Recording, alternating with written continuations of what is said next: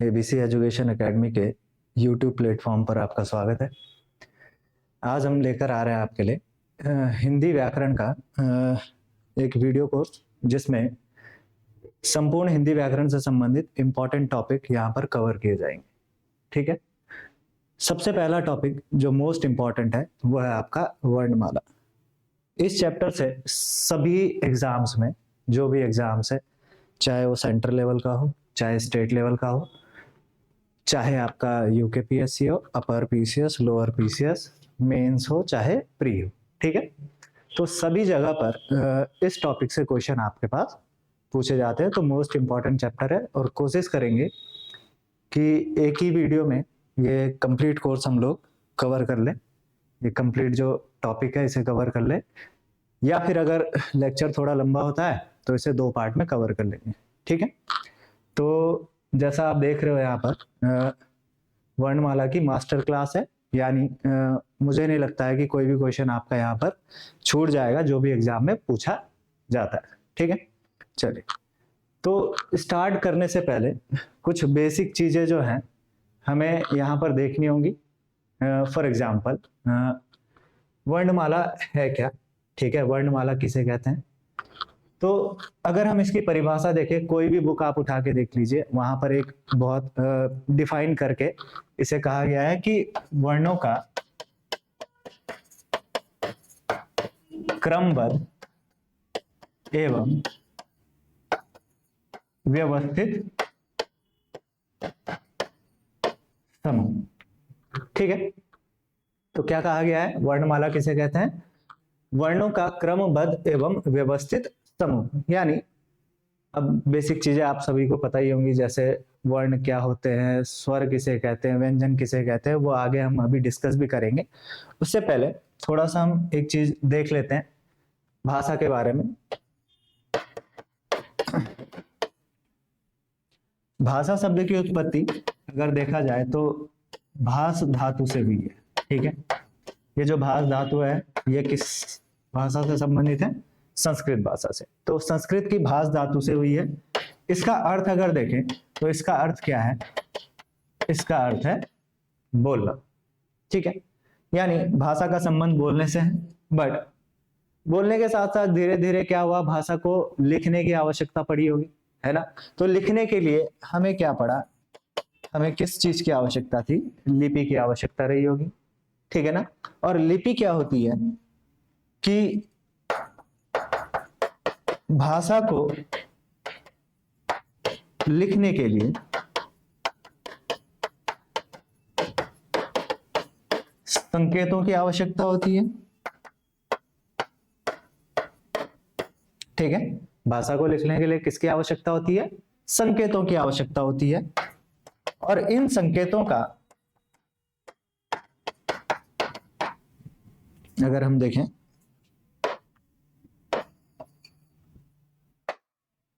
इन संकेतों का संग्रह, इन संकेतों का जो संग्रह है, व्यवस्थित संग्रह है, वो क्या कहलाती है? लिपि कहलाती है। ठीक है, तो लिपि के लिए आवश्यक क्या है? लिपि के लिए आवश्यक होते हैं आपके वर्ण। ठीक है, लिपि के लिए आवश्यक क्या है? वर्ण है। और अगर वर्ण की बात करें, वर्ण क्या है? भाषा की, या फिर अगर हम देखें, भाई बहुत टेक्निकल चीजें यहाँ पर आपको ध्यान देनी है। भाषा की अगर सबसे छोटी इकाई की बात करें, भाषा की सबसे छोटी इकाई तो ये होगी आपकी ध्वनि। ठीक है, क्योंकि भाषा का संबंध किससे है? बोलने से है। ठीक है, ध्वनि का संबंध भी किससे है भाई? सुनने से है। ठीक है ना? तो भाषा की सबसे छोटी इकाई क्या होती है? आपकी ध्वनि होती है। ठीक है, बट अगर लिखने की बात करें तो लिखने के लिए किसकी आवश्यकता है भाई? लिपि की आवश्यकता होगी।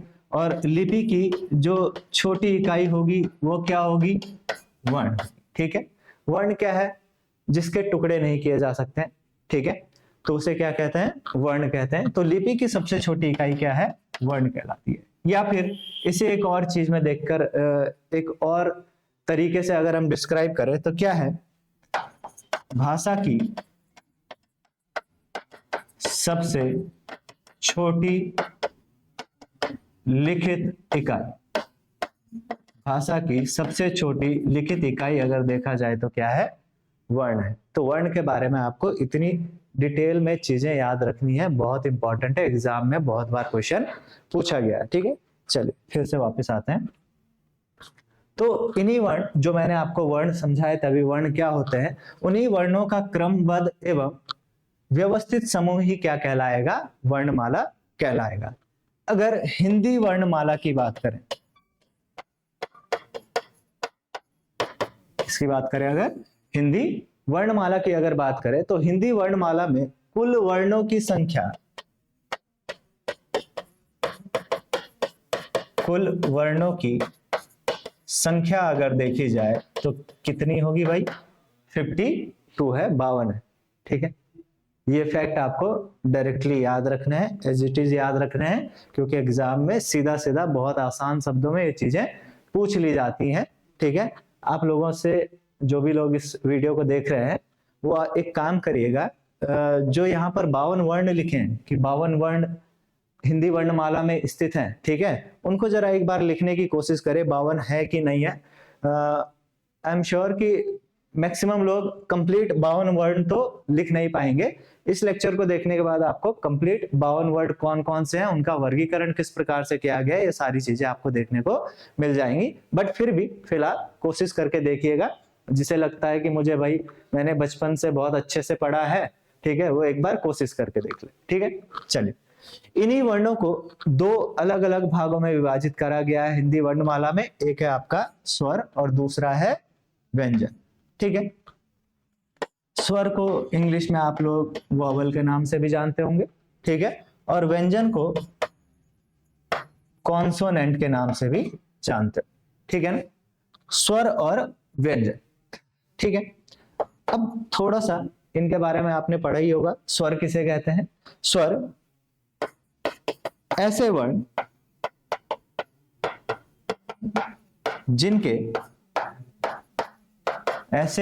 जिनके उच्चारण में किसी अन्य वर्ण की सहायता नहीं ली जाती है।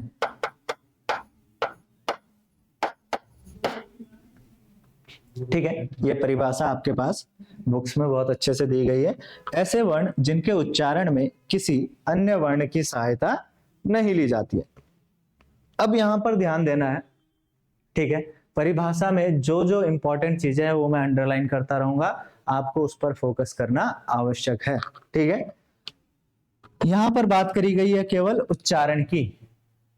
ठीक है, ध्यान देना है, स्वर के साथ तो यह समस्या नहीं होने वाली है, क्योंकि स्वर का उच्चारण हो चाहे लेखन की दृष्टि से देखा जाए तो एक ही स्वरूप में होते हैं। ठीक है ना, तो यहां कोई समस्या नहीं होगी। बट जब हम बात करेंगे व्यंजन की, है ना, तो अगर व्यंजन की बात करें तो व्यंजन की परिभाषा क्या होगी? ऐसे वर्ण जिनके उच्चारण में अन्य वर्ण या फिर ये अन्य वर्ण क्या होंगे भाई? ये अन्य वर्ण होते हैं स्वर। ठीक है, स्वर की सहायता ली जाती है। ठीक है, बात समझ में आ गई? ऐसे वर्ण जिनके उच्चारण में अन्य वर्णों, यानी अन्य वर्ण में स्वर, मुख्यतः स्वरों की सहायता ली जाती है, उसे क्या कहेंगे आप? व्यंजन कहेंगे। ठीक है, तो यहां पर भी ध्यान देना है कि केवल उच्चारण की बात करी गई है, ना कि लेखन की दृष्टि की। ठीक है, ये इसलिए कहा गया है क्योंकि अगर हम व्यंजनों को लिखें, व्यंजन का जो शुद्ध स्वरूप है लिखने का, वो क्या है?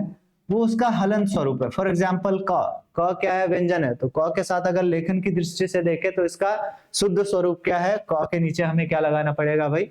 हलंत लगाना पड़ेगा। क, च, ट, त, प, और ऐसे ही अन्य 33 क्या है आपके वर्ण है, व्यंजन वर्ण है, उनके बारे में भी अगर देखेंगे, अभी आगे डिटेल में देखेंगे, तो सबके साथ अगर लेखन की दृष्टि से देखा जाए तो क्या लगेगा भाई? हलंत लगेगा। ठीक है, जबकि स्वरों के साथ ऐसा नहीं होता है। स्वरों के साथ चाहे लेखन की दृष्टि से देखोगे तो अ, आ, ई, तो कहीं पर भी हमें क्या है, हलंत लगाने की आवश्यकता नहीं पड़ेगी। तो स्वर में ये प्रॉब्लम नहीं है। लेखन और उच्चारण की दृष्टि से दोनों क्या होते हैं, लगभग लगभग सेम होते हैं, बट यहाँ पर थोड़ा डिफरेंस होता है। इसलिए आपको परिभाषा में ध्यान देना है कि उच्चारण में, ठीक है, और लेखन में क्या होगा, लेखन में हलंत लगाने की आवश्यकता पड़ेगी। ठीक है, तो कुल वर्णों की संख्या कितनी थी, हिंदी वर्णमाला में 52 थी। ठीक है, कुल स्वरों की संख्या देखें तो भाई ध्यान रखना है, कुल स्वरों की संख्या कितनी होगी, हिंदी वर्णमाला में 11 होगी। और कुल व्यंजनों की संख्या की बात करें अगर, तो कुल व्यंजनों की संख्या कितनी होगी, 33। ठीक है, बट अभी भी अगर हम देखें तो 33 और 11 कितना हुआ, 44।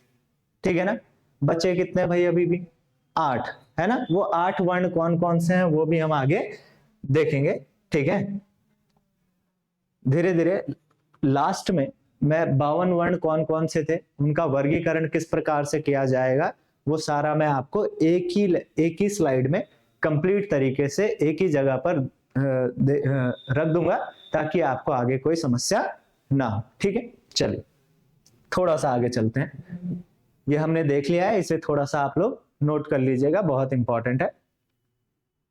अब हम देखते हैं स्वरों का वर्गीकरण। स्वरों का अगर वर्गीकरण किया जाए, ठीक है, तो ये कुछ आधार है जिस आधार पर हम स्वरों का क्या कर सकते हैं, वर्गीकरण कर सकते हैं। सबसे पहला, उच्चारण में लगने वाले समय के आधार पर।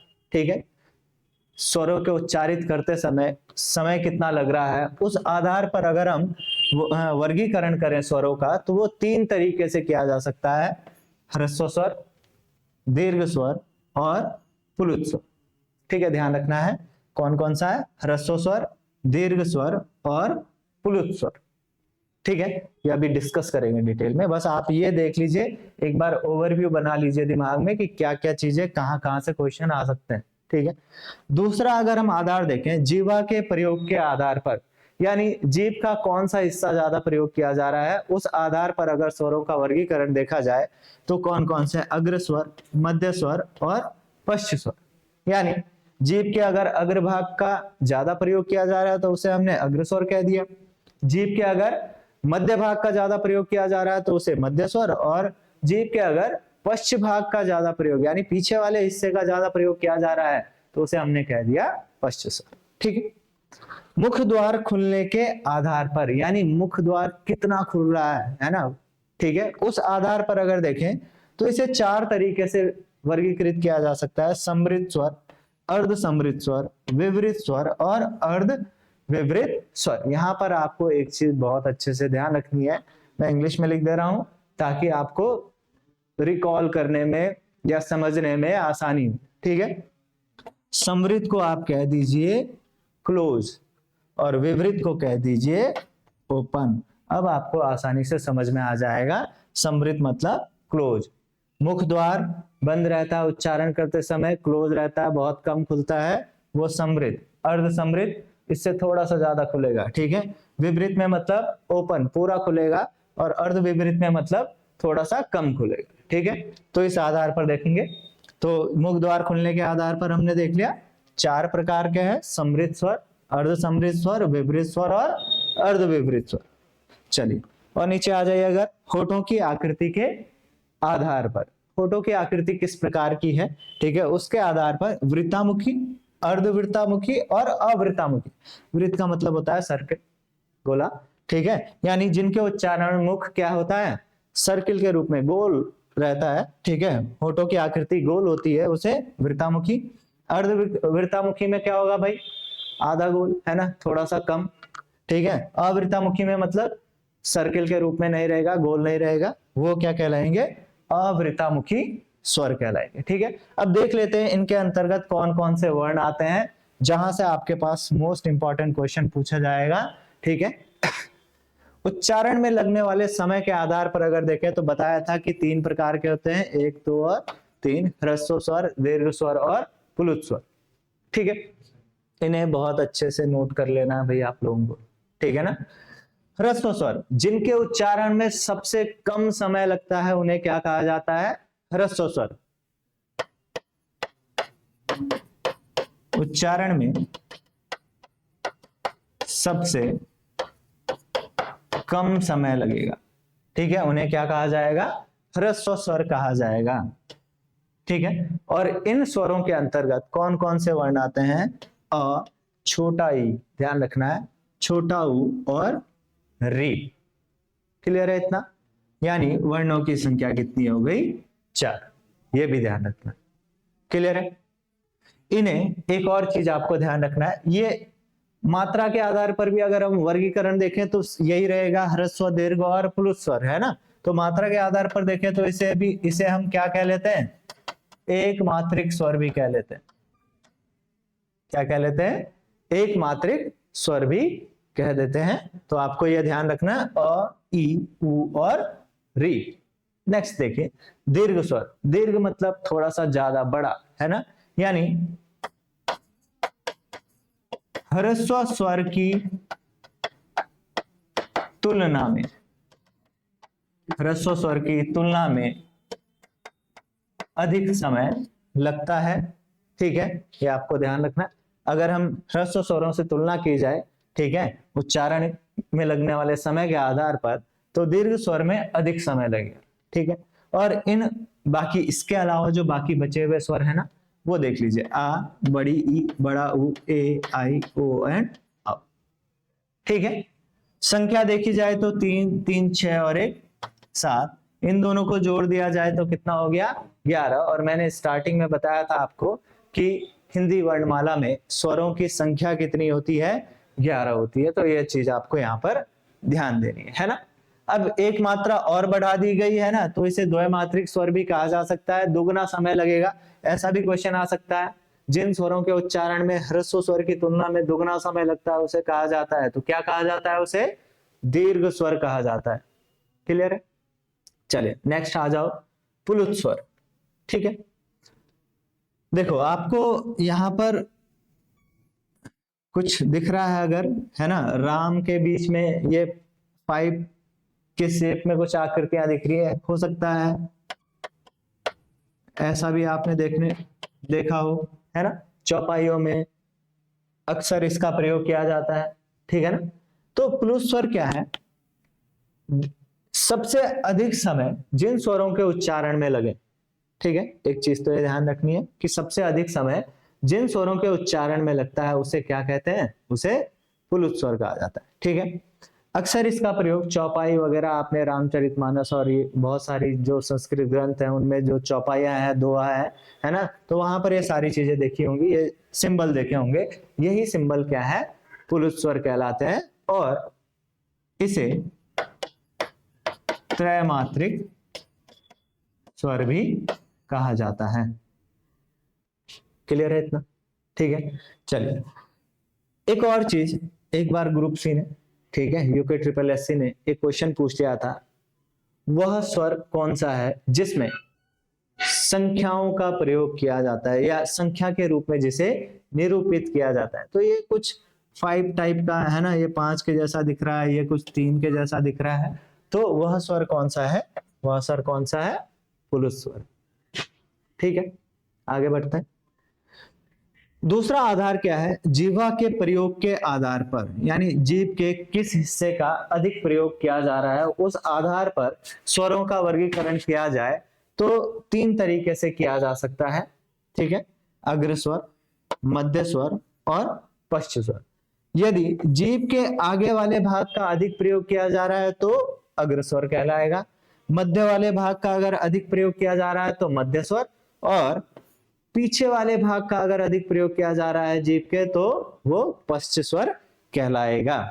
ठीक है।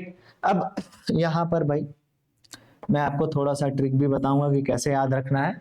ये सारी चीजें बाद में बहुत दिक्कत करती हैं, तो पहले ही इन चीजों को बहुत अच्छे से देख लेना है ना। अग्र स्वरों में कौन कौन से वर्ण आएंगे? ई, ए, आई और री। ये आपको याद रखना है। ई कैसा स्वर है? अग्र स्वर। जहां पर भी ई है, अगर हम देखें ए और आई की बात करें तो ए बनता है आपका अ प्लस ई को मिलकर, तो ई सम्मिलित है ए में, ठीक है। आई की अगर बात करें तो आई बनता है आपका, एक सेकेंड है ना, अगर हम आई की बात करते हैं तो आई कैसे बनेगा भाई? आई बनेगा आपका अ प्लस ए को मिलकर, यानी अल्टीमेटली देखा जाए तो यहाँ पर भी कहीं ना कहीं ई है, तो अगर ई ई है तो ए आई भी है ना, तो ऐसे याद रह जाएगा।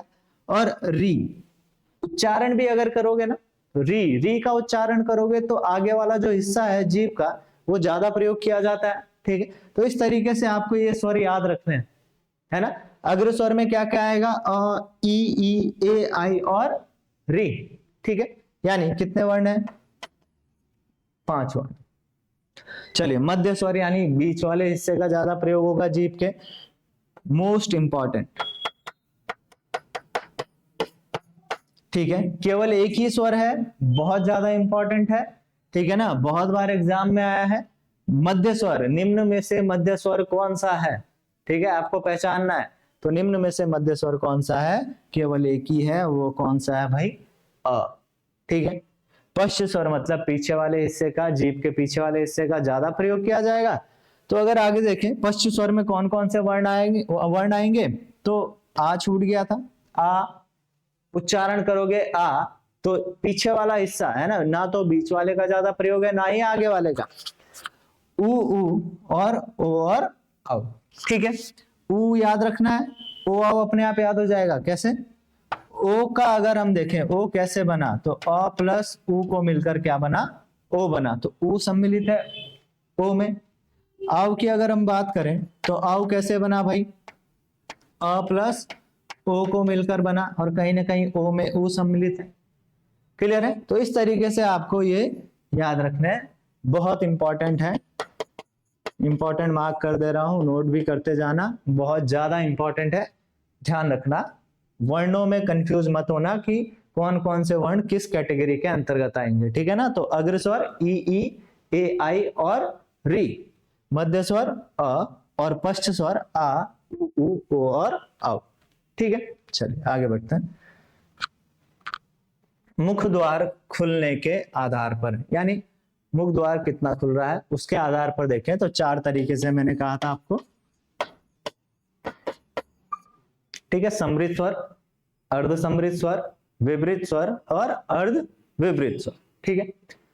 समृद्ध स्वर मैंने कहा था ना पहले, ध्यान रखना भाई, यहां से आसानी हो जाएगी। समृद्ध को कह दो क्लोज और विवृत को कह दो ओपन, तो आधी कहानी तो यहीं पर समाप्त हो जाएगी, ठीक है ना। आपको कभी कंफ्यूजन नहीं रहेगा, समृद्ध क्लोज, विपरीत ओपन, तो इस तरीके से आपको थोड़ा ध्यान रखना है। वर्णों की बात करें तो समृद्ध स्वर के अंतर्गत कौन कौन से आ जाते हैं? ई, उ, ठीक है ना, ई, उ और उ, यानी वर्णों की संख्या कितनी हो गई?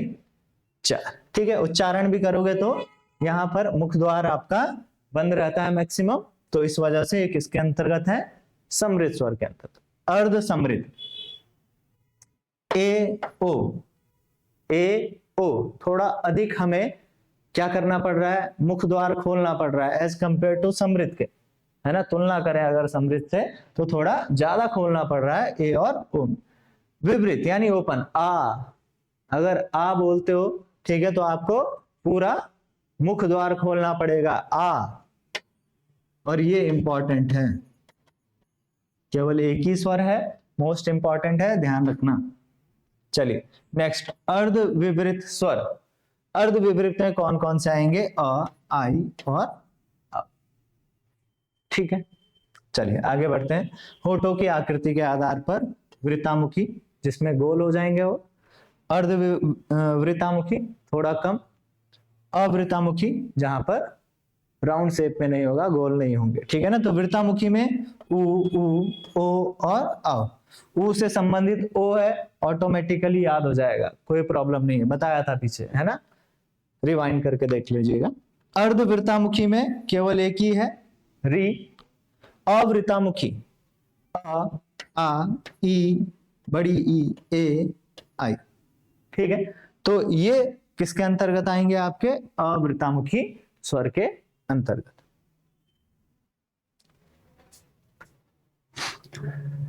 चलिए कुछ और चीजें आपको ध्यान रखनी है, नोट के रूप में याद रखनी है।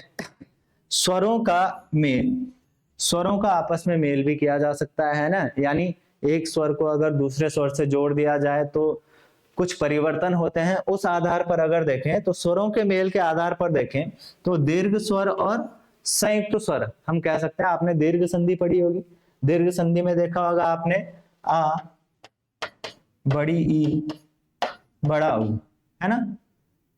यही है दीर्घ संधि में जो परिवर्तन होता है वो किसमें होता है, आ, बड़ी ई, बड़ा ऊ। ये जो आ है ये कैसे बना है ना, ये आ बनेगा आपका अ प्लस अ को मिलाकर, ठीक है। यहां पर बड़ी ई कैसे बनी, छोटी ई और छोटी ई को मिलाकर बड़ी ई बनी। बड़ा ऊ कैसे बना भाई, छोटे ऊ और छोटे ऊ को मिलाकर क्या बना, बड़ा ऊ, है ना। अब यहां पर आपको एक चीज ध्यान रखनी है, समान प्रवृत्ति यानी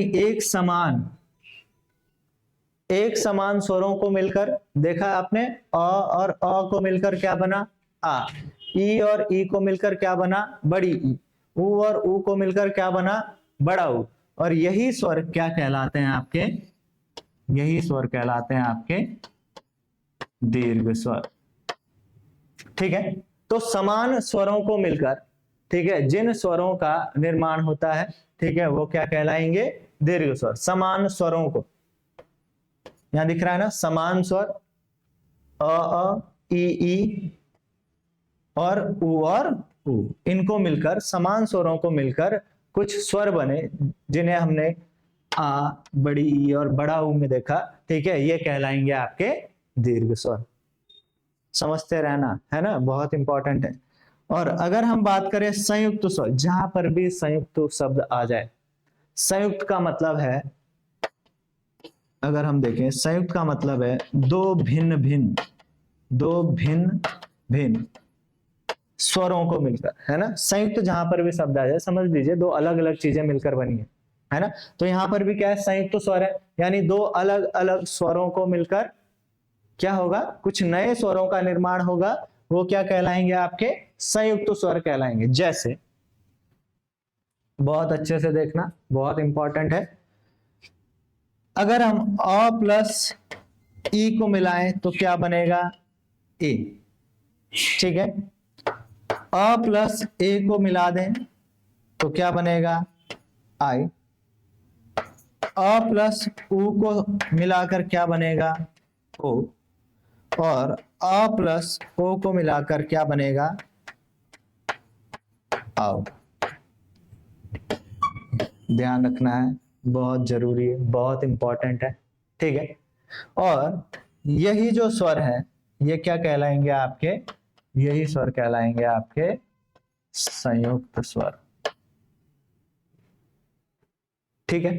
कोई समस्या, आपको ये चीजें याद रखनी है, ये आगे संधियों में भी बहुत काम आएंगे आपके, ठीक है। चलिए आगे बढ़ते हैं। अब हमने बचपन से देखा भाई कि क्या है, अंग और अह, ठीक है। हमने क्या करा, अ आ ई उ ए आई, अ आ ई उ री, ए आई ओ आओ। और उसके बाद क्या देखा, अंग और अह को देखा, है ना, लिखा स्वरों के साथ, है ना। बट जब हम यहाँ पर बात करते हैं वर्गीकरण की और देखते हैं स्वरों की संख्या कितनी हुई, 11, है ना। स्वरों की संख्या कितनी थी, 11। बट हमने उन 11 स्वरों में इसे तो सम्मिलित नहीं करा, ठीक है। और ना ही अगर हम आगे बात करें व्यंजनों की, है ना, तो व्यंजन कहां से स्टार्ट होंगे, क वर्ग से स्टार्ट हो जाते हैं, क वर्ग, च वर्ग, ट वर्ग, त वर्ग, प वर्ग, उसके बाद य र ल व अंतस्थ व्यंजन स्टार्ट हो जाते हैं, है ना। फिर उसमें व्यंजन हो जाते हैं, है ना। और ना ही हमने इन्हें किसके साथ देखा, व्यंजनों के साथ, है ना। यानी अंग और अह को हमने यहां पर क्या नाम दिया है, अयोगवा। अ मतलब नहीं, योग मतलब सम्मिलित होना, वाह मतलब वहन। ये ना तो स्वरों के साथ वहन कर पाते हैं अपना योग, ठीक है, और ना ही व्यंजनों के साथ। बट अगर लिखने की बात देखी जाए, लेखन की दृष्टि से देखें तो लिख तो हम इन्हें स्वरों के साथ देते हैं, किंतु ना तो ये स्वरों के साथ अपना जो योग है वहन कर पाते हैं और ना ही व्यंजनों के साथ। और इसी वजह से हम इन्हें क्या कहते हैं, अयोगवाह कह देते हैं, ठीक है। तो परिभाषा आपको ध्यान रखनी है, बुक में बहुत अच्छे से स्पष्ट रूप में लिखा गया है अयोगवाह किसे कहते हैं। और इनकी अगर संख्या की बात करें तो इनकी संख्या कितनी है, 2 है, अंग और अह। अंग को अनुस्वार और अह को विसर्ग कहा जाता है। अंग क्या है? अनुस्वार और अह विसर्ग। तो ध्यान रखना, निम्न में से अयोगवाहक कौन सा है? तो अनुस्वार और विसर्ग दोनों ही क्या है? अयोगवाह है। ठीक है, चलिए आगे बढ़ते हैं। अब यहां पर ये जो टॉपिक है आपका स्वरों का उच्चारण स्थान, बहुत इंपॉर्टेंट है ना? आपसे डायरेक्टली पूछा जा सकता है कोई भी वर्ण, यहाँ पर स्वरों से संबंधित कोई भी वर्ण यहाँ पर एग्जाम में उठाकर पूछ लिया जाएगा कि इसका उच्चारण स्थान क्या है। ठीक है, तो हमें ध्यान रखना है आ। अगर आप थोड़ा गौर भी करोगे उच्चारण करते समय आ, तो आ का उच्चारण स्थान क्या है भाई? कंठ। कंठ से ही उच्चारित हो रहे हैं। आ उच्चारण स्थान क्या है? कंठ। ई का उच्चारण स्थान क्या है? तालु। अब ये तालु क्या है ना? ऊपरी जो आपका जबड़ा होता है उस पर दांतों के पीछे, ठीक है, थोड़ा सा उठा हुआ हिस्सा है ना, उसे क्या कहा जाता है? तालु कहा जाता है ना? तो ई अगर ई का उच्चारण करोगे, जीभ थोड़ा मुड़ जाती है ऊपर की तरफ, तालु की तरफ। ठीक है, तो ई का उच्चारण स्थान क्या है? तालु। ऊ में अगर हम देखें तो हमारे होंठ क्या हो जाते हैं भाई? थोड़ा सा राउंड शेप में गोल हो जाते हैं, है ना? तो ऊ का उच्चारण स्थान क्या है? ओष्ठ। री का उच्चारण स्थान क्या है?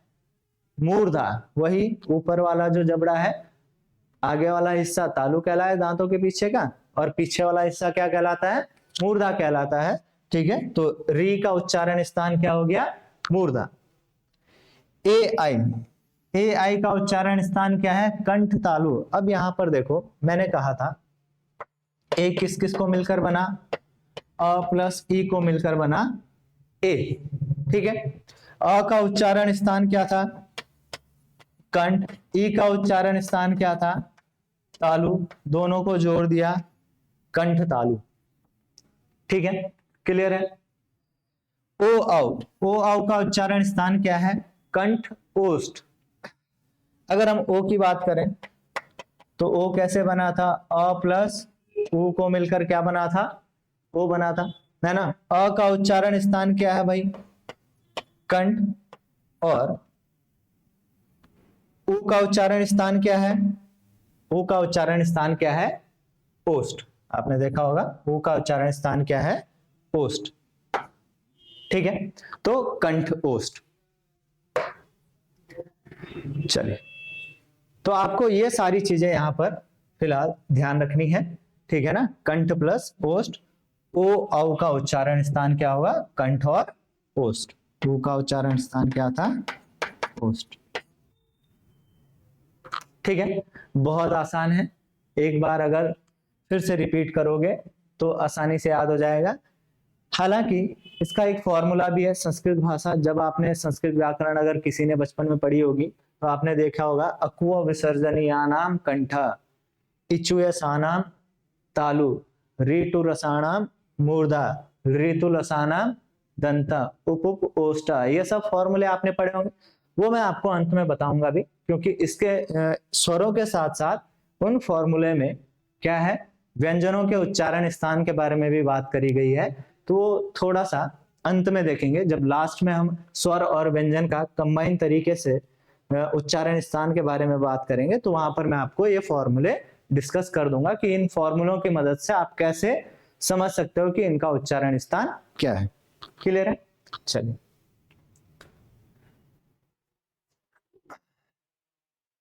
अगर हम बात करें, कुछ और चीजें आपको ध्यान देनी है। अनुनासिक और निर्नुनासिक स्वर। अनुनासिक का मतलब क्या होता है, पहले ये आपको पता होना चाहिए।